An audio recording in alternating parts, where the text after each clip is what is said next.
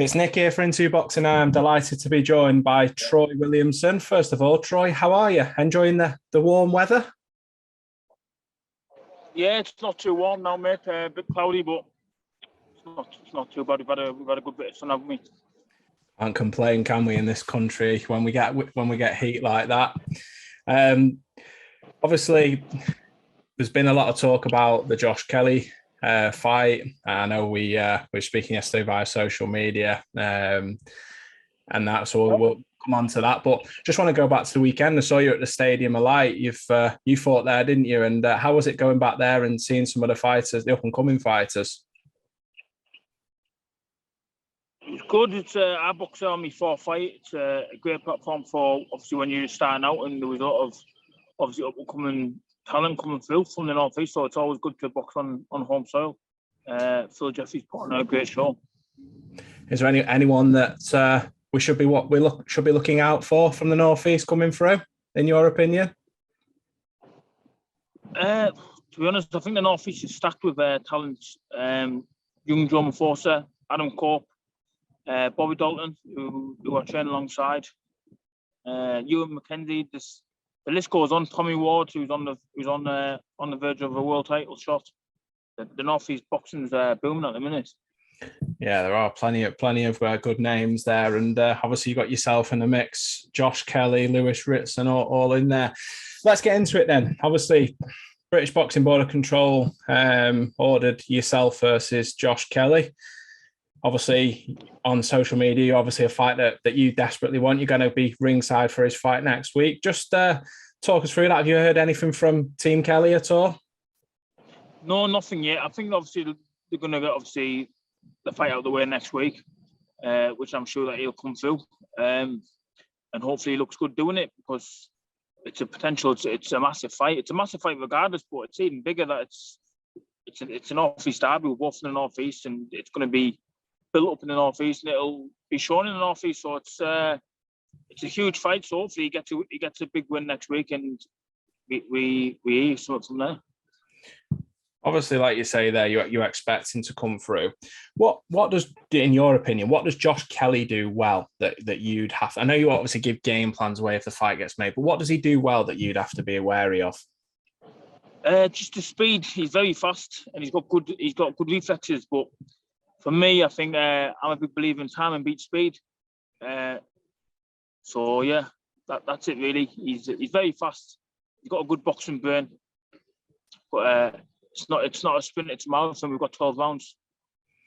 A long time when you're in there. Absolutely. You've built up a good resume for yourself. Obviously, 18 victories in your career. Obviously, your last few fights, you've got Harry Scarf, Kieran Smith, Ted Cheeseman, obviously a massive name, and Mason Cartwright. Are you happy with how your career's gone to date so far? Yeah, I was just saying, obviously, before the Cheeseman fight, obviously I didn't get the recognition that I believed I deserved. And once I knocked out Cheeseman, then people started taking notice then, and since then, obviously, things have started moving smoothly. If, obviously, I think everybody, I've seen a lot of people online, obviously, hoping for the Josh Kelly fight. If that fight isn't next for you, is there anybody on your radar who you go, not saying you call them out, but I'm saying like you go, do you know what, that would make another really good fight as well? There's plenty of big fights out there. Like if the Josh Kelly one's not next, but it's going to happen, then it probably won't be a British defence, because obviously that's against Kelly next. He's mandatory, so I'd fight anybody. I don't need to call names. I said it before. I'll fight anybody at 2 welterweight. So whoever the name, if it makes sense, I'll fight him. Cool. Get your thoughts on a couple of other fights, or talked about fights, shall we say? Conor Benn, Chris Eubank Jr. Thoughts on that? Obviously, there's a lot of talk that's going to get made. Obviously, we're waiting for an official announcement, but yeah, just your thoughts on that. I think it's a massive fight, and it's got everybody talking, so it will definitely sell. It's a fight. It's a fight in 2 halves. Obviously, is Eubank going to be too big on a night, or pulling him down to that weight, will it give Conor Benn the advantage? So I don't know. I think it's just going to be very, very explosive. one I'm looking forward to. Yeah, it's going to be massive. If I think that sort of the whole of the country and probably most of the world will stop to watch it. Obviously, with the fathers fighting many years back. Another fight coming up. I know, obviously not in your weight division, but Canelo Triple G, the trilogy. Thoughts on that? I think Canelo will win. I think he'll win pretty comfortable this time as well. Don't take nothing away from Golovkin. He's a great champion, but I think just he's getting a bit old now. What is he, 39 or 40 now? Yeah, 40. I think Canelo will be a bit too fresh for me. It wouldn't surprise me if he got a late stoppage. Yeah, it's obviously going to be hopefully it'll be another good fight, and we get fireworks. I think that's what everyone's still hoping for. And Anthony Joshua goes back in with Oleksandr Usyk soon and rematch. What does, in your opinion, what does AJ have to do to get the victory there? And can he do it? I think he just has to go back to being the old AJ, where he just goes in and tries to fucking smash people up, like how we did with White and how we did with Vladimir Klitschko. I know that everyone was saying that he blew up, but he always used to get his second win. So I think he just needs to go back to being very explosive and trying to get him out of there. Do I think he'll do it? Yeah, I think he'll do it. Yeah, obviously, again, another massive fight.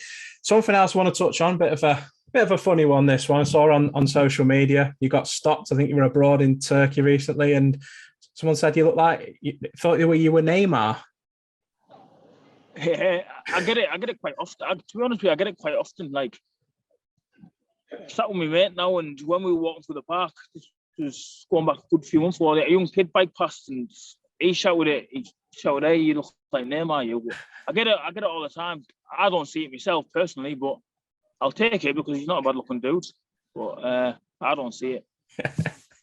It's good, that one. Obviously, it's not a bad name to be linked with, is it, at all? Really, obviously, especially with how good he's at football. You're the boxer with the skills in the boxing ring. He's got the football skills, so not a bad combination. Finally, have you got a message for your fans, sponsors, supporters, everybody that's to date and for supporting you? And also when. I was just going to say, I'd like to thank all my sponsors, obviously, who keep me in full-time training, and all my friends and family that come to sport. I've got a massive following from not just the North East, but obviously around the country. To fair, I have to ship tickets off in the post all the time. So hopefully we have some massive news for you in the next couple of weeks.